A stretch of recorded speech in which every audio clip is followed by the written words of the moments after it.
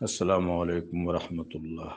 بلا شبہ بفضل تعالی بإذن تعالی وتفعیل رحمت للعالمین صلی اللہ علیہ وسلم ذکر قلبی ہر وقت کیا جا سکتا ہے، بلکہ کتنا ہی اچھا ہے کہ قلب جاری ہو۔ قرآن عظیم میں کریم رب کا ارشاد ہے، وَلَا تُطِعْ مَنْ أَغْفَلْنَا قَلْبَهُ عَنْ ذِكْرِنَا وَلَا تُطِعْ مَنْ أَغْفَلْنَا قَلْبَهُ عَنْ ذِكْرِنَا وَاتَّبَعَ هَوَاهُ وَكَانَ أَمْرُهُ فُرُطًا۔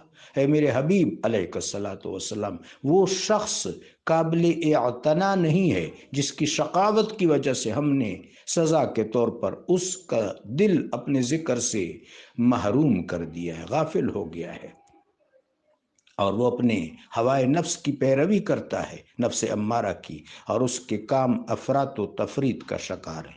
اس آیت کا مطلب کیا ہے؟ اس کا مفہوم جلی کیا ہے؟ کہ جس کا قلب ذکر سے آباد ہو، جس کا قلب جاری ہو اور ذکر میں مشغول ہو، تو پھر وہ ہوائے نفس کی اتباع سے محفوظ و مامون رہتا ہے، اور اس کے ظاہری اعمال، اس کے اشغال افراط و تفریط کا شکار نہیں ہوتے۔ اللہ ہمارے قلب کو ذکر میں جاری و مشغول و مصروف رکھے، آمین۔